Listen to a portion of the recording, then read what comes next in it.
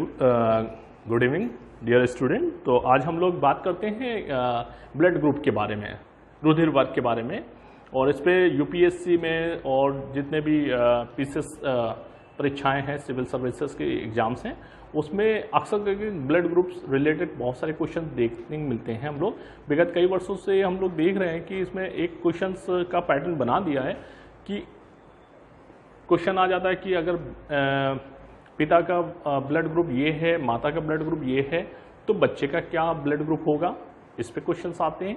कभी कभी पूछ लेते हैं कि किसी पुत्री या पुत्र का ब्लड ग्रुप ये है और इनके एक पेरेंट्स का ब्लड ग्रुप दे दिया, तो मदर का क्या होगा। तो यह कभी कभी होता है कि बच्चों की अदला बदली हो गई, हॉस्पिटल में जैसे डिलीवरी हुई और अदला बदली हो गई, बहुत सारे बच्चे थे और वहाँ पर बच्चा जब बदल गया, तो अब कैसे पता किया जाएगा कि ये बच्चा इन्हीं पेरेंट्स का है। तो इन सारी चीज़ को प्रॉब्लम्स को देखने के लिए और ब्लड ग्रुप से रिलेटेड क्या क्या चीज़ें होनी चाहिए, कौन कौन से टॉपिक्स इसमें इंक्लूड हैं ब्लड ग्रुप में और कैसे इनको समझेंगे। कभी कभी आता है कि ब्लड ट्रांसफ्यूज़न के बारे में क्वेश्चन आ जाता है कि ये ब्लड ग्रुप है तो इसको किनको हम दे सकते हैं। और कभी कभी एक बहुत फेमस क्वेश्चन है, बहुत फैमिलियर है होंगे, आप पूछेंगे यूनिवर्सल डोनर कौन सा होता है, दाता कौन सा है, सर्वग्राही कौन सा है, यूनिवर्सल रेसिपिएंट कौन सा है ब्लड ग्रुप। तो इन पे हम लोग देखते हैं कि कैसे हमको याद करना, हमें रटना नहीं है, रटाफिकेशन नहीं चलेगा, आपको समझना है। मेरी क्लास में आप केवल समझेंगे और उसको अपने माइंड में रखेंगे और उसके नोट्स बनाएंगे और फिर आप देखिए परफॉर्मेंस कैसा आपको मिलेगा। और आई होप आप बहुत अच्छा परफॉर्म करेंगे एग्जाम में। ठीक है, तो हम लोग लेट्स स्टार्ट। ओके,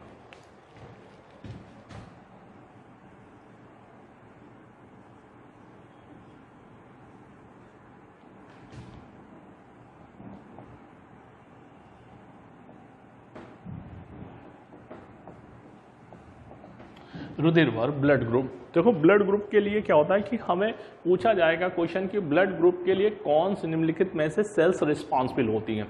WBC होगी, RBC होगी, प्लेटलेट्स होगी या प्लाज्मा होगा या अन्य कोई भी चीज़ है।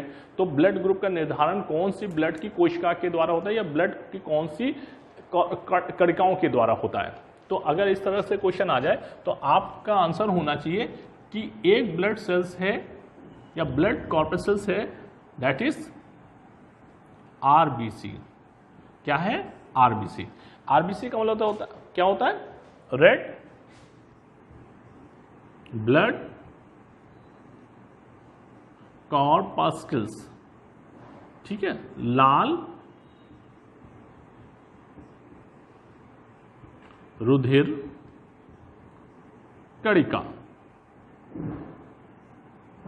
इसे हिंदी में बोलते हैं। और इसको मेडिकली टर्म में इसका नाम होता है एरिथ्रोसाइट।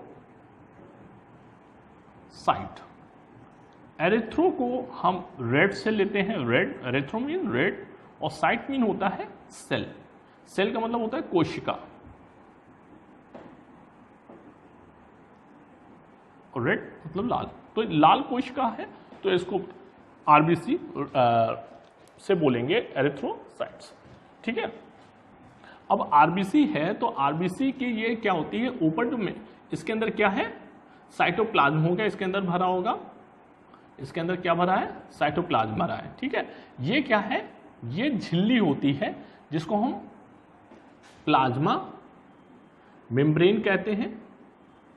प्लाज्मा मेम्ब्रेन, या हम इसे हिंदी में क्या बोलेंगे, प्लाज्मा झिल्ली कहते हैं। इसे क्या कहेंगे? इसे प्लाज्मा झिल्ली कहते हैं। ठीक है, अब ये प्लाज्मा झिल्ली जो है ये किसकी बनी होती है, आप लोगों को मालूम होगा। इसमें 3 मेजर कॉन्स्टिट्यूएंट हैं। एक क्या होगा, एक तो प्रोटीन होगा, एक क्या होगा, लिपिड होगा, और दूसरा क्या होगा, कार्बोहाइड्रेट होता है, कार्बोहाइड्रेट। ठीक है, तो ये 3 कॉन्स्टिट्यूएंट होते हैं जो प्लाज्मा झिल्ली का निर्माण करवाते हैं। ठीक है, प्लाज्मा झिल्ली क्या होती है, एक RBC जो है इसके ऊपर पूरी बाउंड्री का बनाती है। ये क्या है, आउटर बाउंड्री बनाती है। आउटर बाउंड्री का मतलब बाहरी दीवार या बाहरी भित्ति बनाती है, बाहरी बाउंड्री बना रही है ना, तो हम इसे कहेंगे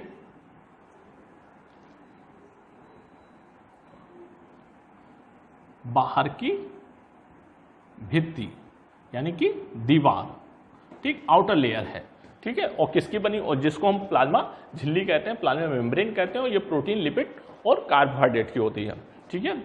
ये जो कार्बोहाइड्रेट होता है ये या फिर लिपिड के साथ जुड़ा होता है, क्योंकि इसमें क्या होता है, ये जो कॉन्स्टिट्यूएंट है एक दूसरे से कहीं ना कहीं लिंकअप होते हैं।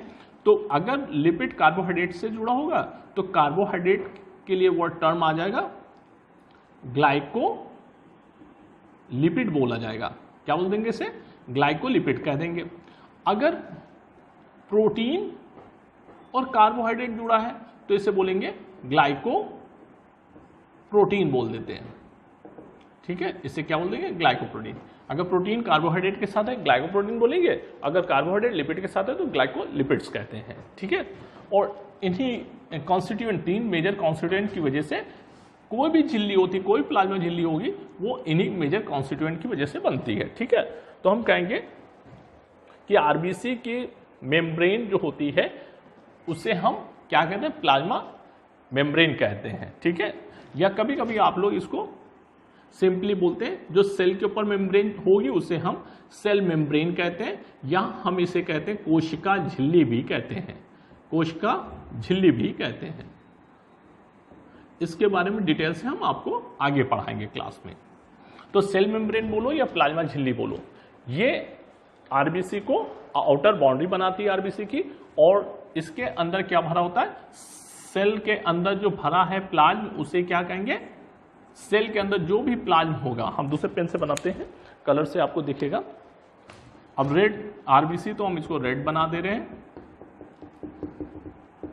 आरबीसी है तो आरबीसी के अंदर क्या होगा, साइटोप्लाज्म होगा, ठीक है। इसके अंदर क्या है, प्लाज्म है, लिक्विड है, इसके अंदर ये सब क्या है, लिक्विड है, द्रव है। इस द्रव को हम क्या बोलते हैं, इस द्रव को बोलेंगे साइटोप्लाज्म कहते हैं। क्या कहते हैं इसे, साइटोप्लाज्म कहते हैं। कोशिका, हिंदी में क्या बोलेंगे, कोशिका द्रव्य कहते हैं। ये कोशिका द्रव्य हो जाएगा इसका।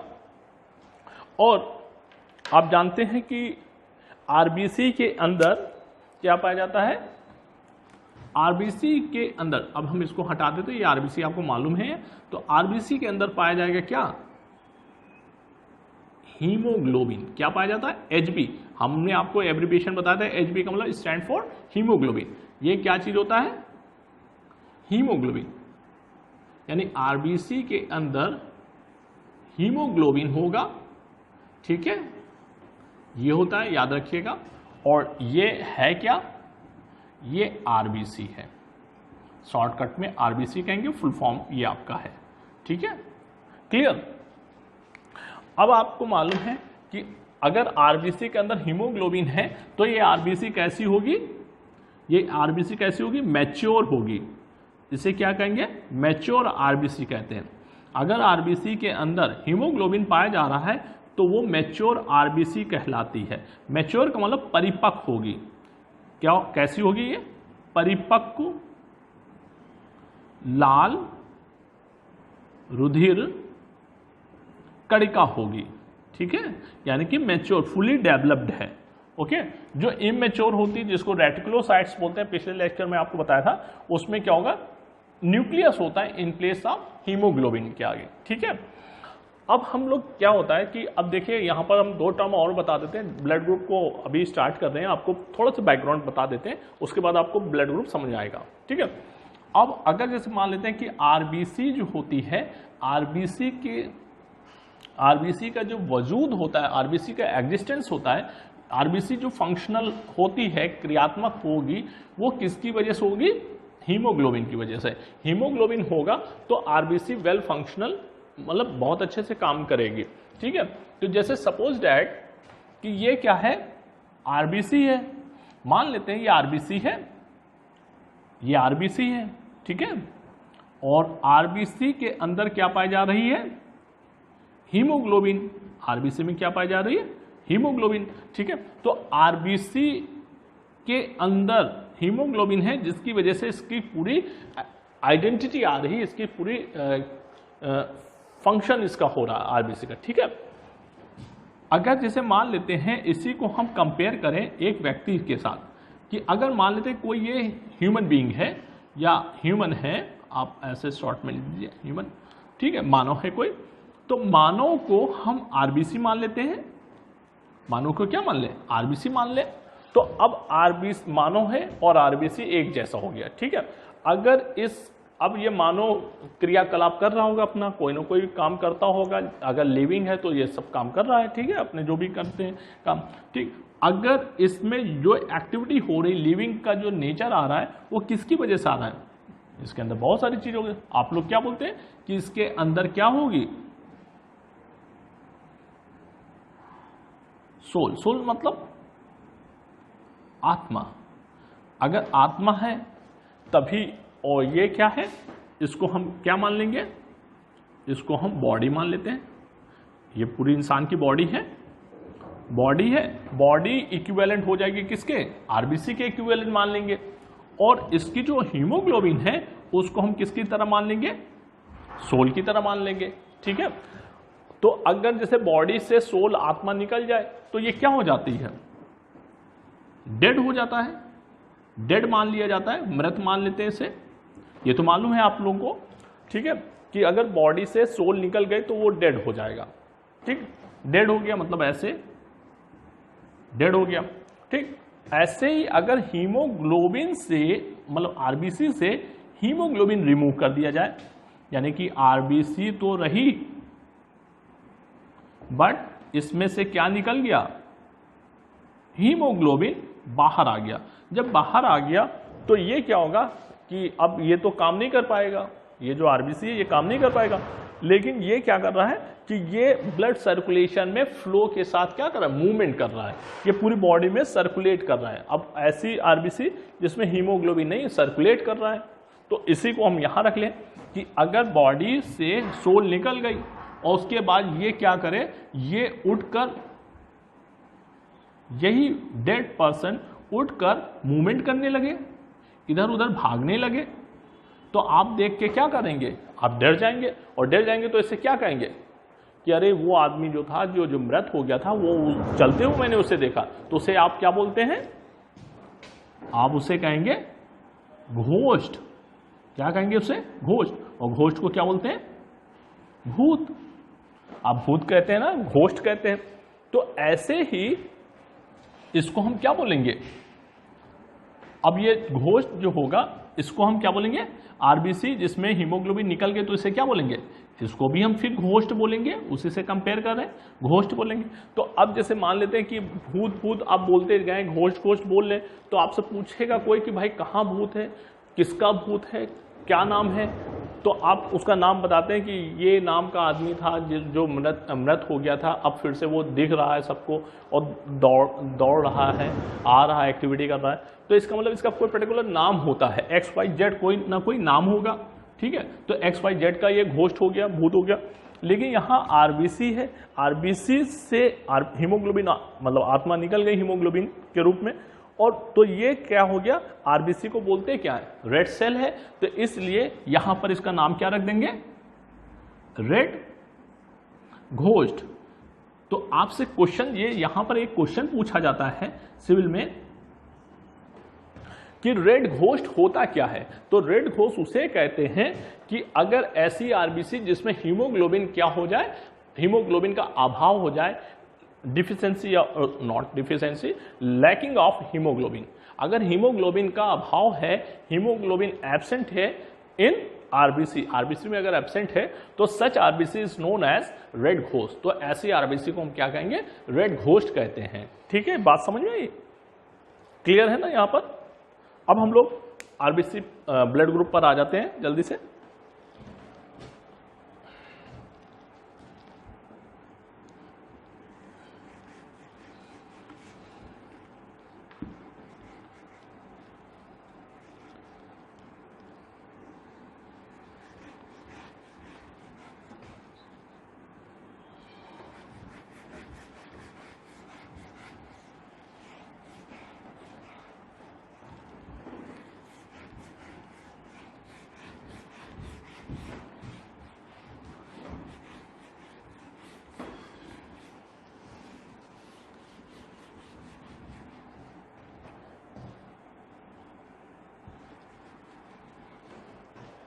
देखिए भाई, अब जैसे मान लेते हैं ये क्या है, आरबीसी है, ठीक। आरबीसी के ऊपर ये कौन सी मेम्ब्रेन है, अभी हमने बताया था आपको, प्लाज्मा मेम्ब्रेन, ठीक है, प्लाज्मा झिल्ली कहते हैं इसे। अब क्या होता है कि ब्लड ग्रुप के अगर निर्धारण के बारे में हम लोग बात करते हैं, या ब्लड ग्रुप के कैसे बनता है, कैसे हम लोग इसको आइडेंटिफाई करते हैं, तो उसके लिए हमको ये जरूर मालूम होना चाहिए कि ब्लड ग्रुप के ऊपर जो प्लाज्मा झिल्ली होती है, इसके ऊपर एक स्पेसिफिक एंटीजन पाया जाता है। क्या पाया जाता है? स्पेसिफिक कोई एंटीजन पाया जाता है। क्या पाया जाएगा यहां पर? एक एंटीजन पाया जाता है, ठीक है। क्या पाया जाएगा? एंटीजन पाया जाता है, ठीक है, एंटीजन पाया जाएगा। अब जब एंटीजन पाया जाता है तो अब आपको यह मालूम करना चाहिए कि इसमें आपको ध्यान रखना है कि अगर किसी आरबीसी के ऊपर कोई एंटीजन पाया जा रहा है तो एंटीजन क्या होता है? एंटीजन बाहर से आने वाला तत्व है या हमारे शरीर में भी बन सकता है। एंटीजन हमेशा नुकसानदेह होता है और एंटीजन का काम क्या होता है कि हमेशा एंटीबॉडी के फॉर्मेशन को प्रोवोक करता है। एंटीजन हमेशा एंटीबॉडी के निर्माण के लिए जिम्मेदार भी होता है, ठीक है। तो अगर कहीं पर एंटीजन है तो उसके विपरीत क्या होगा? कोई ना कोई एंटीबॉडी जरूर होगा। क्या होगा? एंटीबॉडी, ठीक है, एंटीबॉडी। एंटीबॉडी इसे क्या बोलेंगे? एंटीबॉडी, ठीक है, एंटीबॉडी। तो अगर एंटीजन है तो उसका विरोध करने वाली एंटीबॉडी जरूर होती है, ठीक है। ओके, अब देखिए हम एंटीजन एंटीबॉडी को आगे लेक्चर में आपको डिस्कस कर रहेंगे, ठीक है, बताएंगे। अब ब्लड ग्रुप कैसे हमें पता करना है कि ब्लड ग्रुप क्या होगा, तो उसके लिए बहुत सिंपल सा आइडिया आपको दे रहे हैं कि अगर कोई भी आरबीसी है उसके ऊपर जो भी एंटीजन पाया जाएगा, ठीक है, पहली बात, जो भी एंटीजन होगा वही उसका ब्लड ग्रुप माना जाता है। जो भी एंटीजन होगा, जिस नाम का एंटीजन होगा वही उसका ब्लड ग्रुप होगा। अब हम देखते हैं जो एंटीजन जो होते हैं उसको हमेशा कैपिटल लेटर से लिखा जाता है। किससे लिखते हैं? कैपिटल लेटर से उसको रिप्रेजेंट करेंगे, ठीक है। बड़े बड़े अक्षरों, अंग्रेजी के बड़े अक्षरों से इसको निरूपित किया जाता है, लिखा जाता है, प्रदर्शित किया जाता है, ठीक है। जैसे कैपिटल ए हो सकता है, कैपिटल बी हो सकता है, कैपिटल ए बी हो सकता है, या फिर 0 हो सकता है, ओ हो सकता है, ठीक है। अभी हम बताते हैं ये इसका मतलब।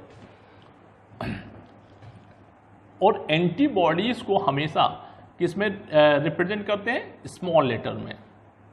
इनको छोटे लेटर्स में रिप्रेजेंट करेंगे, छोटे लेटर्स में इनको क्या करेंगे? निरूपित करेंगे, रिप्रेजेंट करेंगे। तो हो सकता है ए लिख दे, बी लिख दे, ए बी लिख दे, या फिर छोड़ दो, ठीक है, ये लिख सकते हैं, ठीक है। अब क्या होगा कि एंटीजन जो होता है उसका जस्ट अपोजिट एंटीबॉडी होता है, ये ध्यान रखिएगा। जो एंटीजन होगा, जैसे मान लेते हैं एंटीजन ए है तो एंटीबॉडी क्या हो जाएगा? उसका अपोजिट बी हो जाएगा। अगर एंटीजन बी है तो एंटीबॉडी क्या हो जाएगी? ए हो जाएगी। बात समझ आ रही? इस तरह से इसको आप मेमोराइज करिएगा। अब जैसे मान लेते हैं कि सपोज दैट कोई भी, यहां पर एक दूसरा डायग्राम बना देते हैं। अगर ये आरबीसी है, आरबीसी के ऊपर एंटीजन एक पाया जा रहा है, इस एंटीजन का नाम रखा ए एंटीजन। सपोज ये कौन सा एंटीजन है? ए एंटीजन है। जब ए एंटीजन है तो इसको काउंटर बैलेंस करने के लिए, संतुलित करने के लिए इस पे कौन सा एंटीबॉडी होगा? आप बता सकते हैं। एंटीबॉडी क्या होगा? बी हो जाएगा, बी एंटीबॉडी हो जाएगा, ठीक है। और ब्लड ग्रुप कौन सा ये माना जाएगा? ब्लड ग्रुप क्या कहेंगे? रुधिर कौन सा वर्ग होगा? रुधिर वर्ग क्या होगा? भाई हमने बताया था जो भी एंटीजन होगा वही उसका ब्लड ग्रुप होगा। तो एंटीजन से देखेंगे, एंटीबॉडी से नहीं देखेंगे। एंटीजन ए है तो ब्लड ग्रुप क्या हो जाएगा? ए। बहुत सिंपल है। सपोज अब दूसरा हम बता रहे हैं, जैसे यहां पर एक हो गया, अगर हम यहां से बहुत क्विक आप आंसर दीजिएगा कि जैसे ये आरबीसी है, इस आरबीसी के ऊपर एंटीजन पाया जा रहा है, मान लेते हैं एंटीजन बी पाया जा रहा है, तो एंटीबॉडी क्या होगी बता पाएंगे आप? एंटीबॉडी ए होगी। अब ए है, इसका जस्ट अपोजिट ए हो गया, तो ब्लड ग्रुप क्या होगा? ऐसे शॉर्टकट में ब्लड ग्रुप क्या होगा? जो भी एंटीजन होगा वही ब्लड ग्रुप होगा। क्या होगा? ब्लड ग्रुप बी हो जाएगा, ब्लड ग्रुप बी हो जाएगा। अब फिर एक देखते हैं, यहां पर आरबीसी है। अब की बार यहां पर एंटीजन ए रख लिया और एक एंटीजन बी रख लिया, ठीक है। मान लेते हैं यहां पर एक एंटीजन हमने बी रख लिया। अगर कैपिटल लिख रहे हैं तो एंटीजन ही होगा, क्योंकि हमने लिखा कैपिटल लेटर से हमेशा एंटीजन को रिप्रेजेंट करते हैं। तो अब यहां पर हमने क्या हो गया कि दो एंटीजन बना दिए, ए और बी बना दिए। तो इसमें क्या होगा? एंटीबॉडी क्या होगी? एंटीबॉडी होगी कि नहीं होगी? आप ध्यान रखिए, अगर ए होगा तो बी लिखना पड़ेगा स्मॉल में, अगर बी होगा तो ए स्मॉल में लिखना पड़ेगा, है ना। तो ये जो ब्लड ग्रुप, अच्छा क्या होगा पहले ये बता दीजिए आप। ब्लड ग्रुप एंटीजन ए और बी दोनों एंटीजन है, ये क्या है? एंटीजन ए भी है और एंटीजन बी भी है। तो ये ब्लड ग्रुप क्या हो जाएगा? ब्लड ग्रुप को हम बोलेंगे ए और बी। क्या बोलेंगे? ब्लड ग्रुप ए और बी माना जाएगा, ठीक है। अब ए और बी है तो इसमें जो एंटीबॉडी होती है, एंटीबॉडी नहीं पाई जाएगी। एंटीबॉडी होगी कि नहीं होगी? Antibody absent. एंटीबॉडीज एब्सेंट हो जाएगी। जब एब्सेंट हो जाएगी तो क्या होगा? किसी से भी ब्लड ले सकता है, ठीक है। अब नेक्स्ट देखिए, अब जैसे ये आरबीसी है, आरबीसी, अब इस पे क्या है? ना कोई A antigen, no antigen, no antigen, कोई एंटीजन नहीं पाया जा रहा, कहीं पर कोई एंटीजन नहीं पाया जा रहा है। जब एंटीजन नहीं है, जैसे मान लेते ए एंटीजन पाया गया, ब्लड ग्रुप ए हो गया, बी एंटीजन पाया गया, ब्लड ग्रुप बी हो गया, ब्लड ग्रुप एंटीजन ए और बी दोनों पाए जा रहे हैं तो ब्लड ग्रुप ए बी हो गया। अब ना ए ब्लड ग्रुप पाया, सॉरी ना ए एंटीजन पाया जा रहा ना बी पाया जा रहा, तो ब्लड ग्रुप क्या हो जाएगा? क्या हो जाएगा ब्लड ग्रुप? आप बोलेंगे ब्लड ग्रुप क्या हो जाएगा? जीरो हो जाएगा। ब्लड ग्रुप क्या हो जाएगा? जीरो हो जाएगा।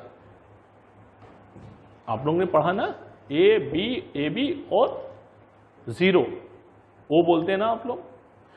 लैटिन में क्या बोलते हैं इसको? ओ को जीरो बोलते हैं। जीरो मतलब नल, कुछ नहीं है, नथिंग। तो यहां पर क्या नहीं, अब एंटीजन नहीं है तो लेकिन एंटीबॉडी तो होगी। तो इसमें क्या होता है? ब्लड ग्रुप जो ए ओ होता है उसमें दोनों एंटीबॉडी पाई जाती है, स्मॉल ए भी पाया जाता है, स्मॉल बी। तो अब ये क्या होता है कि ये ब्लड जो ग्रुप होगा ओ वाला, वो एंटीजन नहीं है तो ये किसी से भी ब्लड ले तो नहीं सकता है, लेकिन दे सभी को सकता है, ठीक है। तो इस तरह से आपको ये समझ में आया कि ब्लड ग्रुप ए कैसे बनेगा, बी कैसे बनेगा और ए बी कैसे आएगा, ओ कैसे आएगा। ये बात समझ में आई, ठीक है। ठीक है, अब हम लोग बात करते हैं कि ये पूरे ब्लड ग्रुप की स्टडी करने वाले या ब्लड ग्रुप के बारे में बताने वाले एक बहुत फेमस व्यक्ति हैं, बहुत रिनाउंड पर्सनालिटी हैं, जिनका नाम है कार्ल लैंड स्टीनर। ये कार्ल लैंड स्टीनर बहुत फेमस पर्सनालिटी हैं। इन्होंने ब्लड ग्रुप की खोज की है, ये खोज करता है पूरे ब्लड ग्रुप के, ये क्या है? जनक हैं। तो इन्हें क्या बोलेंगे? Father of blood group. सबसे पहले ब्लड ग्रुप के बारे में बताने वाले जो थे वो कौन थे? कार्ल लैंड स्टीनर थे। रुधिर वर्ग के समूह के जो जनक हैं वो कौन है? Karl Landsteiner. इन्होंने ब्लड ग्रुप की खोज 1900 में की थी। ठीक है, 1900 में इन्होंने ये बात बताई थी, ब्लड ग्रुप के बारे में बताई थी। अब इसमें से एक ब्लड ग्रुप है ए बी, ये इसके बारे में थोड़ी सी हम बता देते हैं आप लोगों को। जो ब्लड ग्रुप ए बी है वो कार्ल लैंड स्टीनर के 2 स्टूडेंट हुआ करते थे। एक का नाम था डी कैस्टेलो। क्या नाम था? D Castello and स्टर्ली। ये दोनों क्या हैं? पीएचडी स्टूडेंट हैं। पीएचडी स्टूडेंट थे, पीएचडी मेडिकल स्टूडेंट हैं, और इन्होंने ब्लड ग्रुप जो है ए बी को डिस्कवर किया था। तो अब हम जब नाम लेते हैं, अगर बहुत ज़्यादा डिटेल में आता है कि कौन है, तो आप बोलेंगे डी कैस्टेलो है, स्टर्ली है। अगर कार्ल लैंड स्टीनर के अंडरटेकिंग में ये काम कर रहे थे ब्लड ग्रुप के बारे में, तब इन लोगों को ये ब्लड ग्रुप के बारे में पता चला। तो हम इसकी डिस्कवरी का श्रेय किसको देंगे? Decastello, Sturli and Karl Landsteiner. ये कौन है? ये बॉस है। ठीक है, इन्हीं के अंडरटेकिंग में अंडर सुपरविजन में ये काम कर रहे हैं दोनों स्टूडेंट। तो ये नया ब्लड ग्रुप खोज के निकाले थे ए बी। तो ए बी के खोजकर्ता डी कैस्टेलो, स्टर्ली, रियल में तो यही है, लेकिन किसके अधीनस्थ कार्य कर रहे थे? वो कार्ल लैंड स्टीनर के। तो तीनों को श्रेय मिलेगा, Karl Landsteiner, Decastello and Sturli के द्वारा ए बी ब्लड की खोज की गई थी। ठीक है, अब आपको हम एक चार्ट बना के देखते हैं कि कौन सा ब्लड ग्रुप किसको दे सकते हैं। इस पर कई सारे क्वेश्चंस आते हैं कि ए वाला बी को देगा या बी वाला ए को दे सकता है। इस पर कई सारे क्वेश्चंस आते हैं। तो इसको हम एक फ्लो चार्ट बनाते हैं या एक टेबल बनाते हैं, तो उसके आधार पे हम आपको समझाते हैं। ठीक है,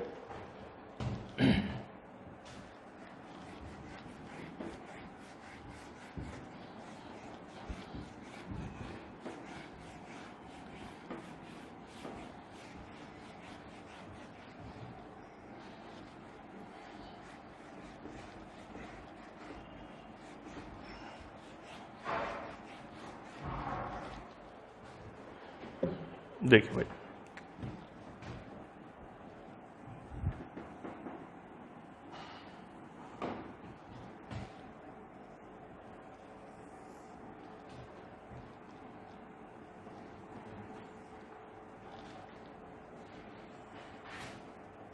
एक तरफ हम लिख लेते हैं ब्लड ग्रुप, रुधिर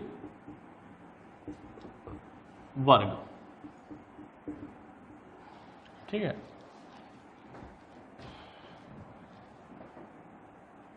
ऐसे कर देते हैं एक, और अब हम लोग यहां से ऐसे बनाते हैं, फर्स्ट,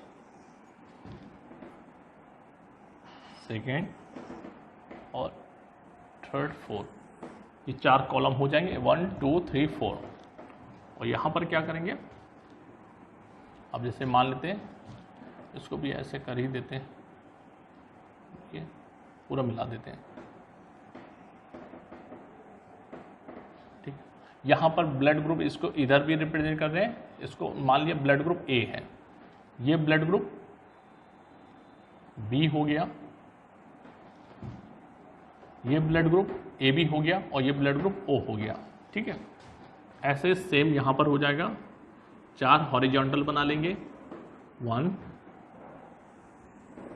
2 और ये 3, लास्ट वन इज 4। यहां पर ब्लड ग्रुप हो गया ए बी और ये ओ। ठीक है, अब इसमें आप लोगों को थोड़ा सा आइडिया दिए दे रहे हैं कि इसमें 2 चीज़ आपको मालूम होनी चाहिए कि अगर ब्लड ग्रुप ए है तो एंटीजन क्या होगा, इसमें बता सकते हैं।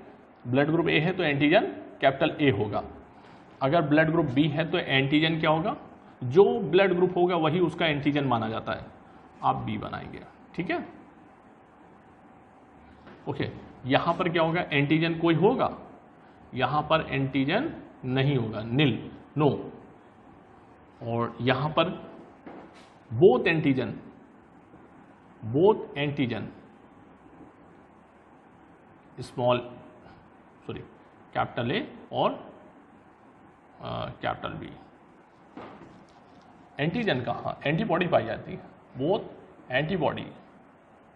एंटीबॉडीज स्मॉल ए और स्मॉल बी, ये दोनों पाई जाएगी। ठीक है, यहां पर क्या होगा, वही चीज सेम ऊपर लिख लो, जैसे एंटीजन ए लिखा वैसे सिमिलर ऐसे ही लिख लो, कुछ नहीं करना है। एंटीजन क्या होगा, ब्लड ग्रुप ए है, ब्लड ग्रुप ए तो antigen A, blood group B है तो एंटीजन क्या हो जाएगा B, blood group A B है तो क्या हो जाएगा नो एंटीजन, एंटीजन नहीं होगा उसमें। और अगर ब्लड ग्रुप क्या है, सॉरी ब्लड ग्रुप अगर मान लेते हैं ए बी है ना, तो ए बी में बोथ एंटीजन होंगे, both antigen A and B, both antigen होगा भाई, एंटीजन ए एंड बी दोनों होंगे। ठीक है, दोनों होंगे। और अगर ओ है नो एंटीजन, नो एंटीजन, ओ में कोई एंटीजन नहीं पाया जाता है। ठीक है, अब हम लोग बात करते हैं, या हम यहाँ पर एंटीबॉडी हमने डाल दिया, अभी हम इसको और सही कर देते हैं। अब ए है तो इसका एंटीबॉडी, अगर ब्लड ग्रुप ए है तो एंटीबॉडी क्या होगा, एंटीबॉडी बता दीजिए जल्दी से। हमने कहा इसका अपोजिट होता है, जो एंटीजन होगा उसका उल्टा होगा, और ये एंटीजन को कैपिटल में लिखेंगे तो एंटीबॉडी को स्मॉल में लिखते हैं, तो इसमें क्या हो जाएगा बी हो जाएगा। अब यहां पर एंटीबॉडी देखेंगे सेम, बस उल्टा कर देंगे इसको, आपको ज़्यादा रटना नहीं है, समझना है केवल। बी है तो क्या हो जाएगा ए हो जाएगा स्मॉल में, और यहाँ पर क्या होगा एंटीबॉडी जो होता है, एंटीबॉडी कोई एंटीबॉडी नहीं होता है, नो एंटीबॉडी, नो कोई एंटीबॉडी नहीं होगा, एंटीजन दोनों होंगे तो एंटीबॉडी नहीं होगा। और यहाँ पर यहाँ भी आपने लिखा था नो एंटीजन, तो जब एंटीजन नहीं होंगे नो एंटीजन, अगर एंटीजन नहीं आ रहा है तो दोनों एंटीजन नहीं है तो एंटीबॉडी दोनों होंगी, ये ध्यान रखिएगा। ठीक है, सेम उल्टा यहां पर कर दीजिए, एंटीबॉडी क्या होगी, एंटीबॉडी बी है, यहां पर भी एंटीबॉडी कर लो, एंटीबॉडी एंटीबॉडी आपको अगले चैप्टर में पढ़ाएंगे, अगले लेक्चर में बताएंगे एंटीजन एंटीबॉडी से रिलेटेड। ठीक है, परेशान ना होइएगा। तो अगर एंटीजन ए है तो एंटीबॉडी क्या हो गई स्मॉल बी, अगर एंटीजन बी है तो एंटीबॉडी क्या हो गई स्मॉल ए, अगर एंटीजन ए बी दोनों हैं तो no antigen, sorry no antibody, और अगर कोई एंटीजन नहीं है तो समझ लीजिए both antigen A and B दोनों। तो ओ में एंटीबॉडी दोनों होती है, एंटीजन नहीं होता है, वही चीज़ हमने लिखा है नो एंटीजन, लेकिन बोथ एंटीबॉडी होंगी। ठीक है, अब हम लोग बात करते हैं कि अगर जैसे मान लेते हैं, हम देखते हैं कि दो हम मार्कर का यूज कर रहे हैं, कलर से और साइंस सिंबल से, दोनों से दिखाएंगे कि ब्लड ये क्या है। जैसे मान लेते ये लेने वाले हैं, यानी ये कौन है एक्सेप्टर है, ये क्या है एक्सेप्टर है, रिसीवर है, जो भी आप लिखना चाहें। रुधिर ग्राही है, ठीक है, यानी खून को ग्रहण करने वाले हैं ये इधर वाले चार, और ये कौन है ये ब्लड को देने वाले हैं। तो इधर वाला जो पोर्शन है ये क्या कहलाएगा ब्लड डोनर कहलाता है, ब्लड डोनर। ठीक, ये ए बी इधर डोनर है, उधर क्या है ग्राही है। ब्लड डोनर का मतलब रुधिर दाता है, रुधिर दाता है। ठीक है, अब देखो अगर ब्लड किसी को देना है, किसी को डोनेट कर रहे हैं या किसी से ले रहे हैं, तो एक चीज को हमेशा आप ध्यान रखिएगा कि जो दोनों लेने वाला ब्लड ग्रुप, सॉरी ब्लड लेने वाला और ब्लड देने वाला, दोनों का ब्लड जो हो उनके एंटीबॉडी शुड बी मैचेस। ठीक है, उनके antigen should be matches. Antigen दोनों के क्या होने चाहिए एक जैसे होने चाहिए। तो अब देखो यहां पर क्या है एंटीजन ए है और यहां एंटीजन ए है, तो ब्लड ग्रुप ए वाला ए को देगा, देगा कि नहीं देगा, देगा। और एंटीजन सॉरी ब्लड ग्रुप ए है, क्या ब्लड ग्रुप बी वाले को देगा?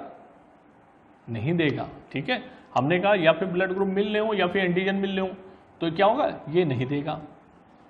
ए बी को देगा। ए बी में क्या है? ए बी में एंटीजन ए है, तो ये क्या करेगा? इजिली ले लेगा। और ओ लेगा? ओ वाला भी नहीं लेता है। ठीक है, ओ नहीं लेता है। अब हम इसके बारे में देखेंगे कि बी वाला जैसे है, बी वाला ब्लड ग्रुप ए को दे सकता है? नहीं देगा। बी को देगा? बी को तो इजीली देगा। ए बी को देगा? ए बी ले लेगा। और ओ को? ओ नहीं लेता है। ठीक, ए बी वाला किसको देगा? ए बी वाला एक ऐसा ब्लड ग्रुप है, ना वो ए को देगा, ना वो बी को देगा, ना वो ओ को देगा। किसको देगा फिर? वो केवल ए बी वाले को ब्लड देगा, ये ध्यान रखिएगा। और जो ओ वाला होता है वो ब्लड ग्रुप ए को भी देगा, बी को भी देगा, ओ को भी देगा, ए बी को देगा, सबको देगा। तो इसलिए ए जो होगा, ओ होता है, इसे कहते हैं यूनिवर्सल डोनर कहा जाता है, मतलब सर्व दाता कहते हैं। और ये क्या है? देखो, ये ए बी ए से भी ले रहा है, बी से भी ले रहा है, ए बी से भी ले रहा है, ओ से भी ले रहा है। तो ऐसे ब्लड ग्रुप को क्या बोलते हैं? यूनिवर्सल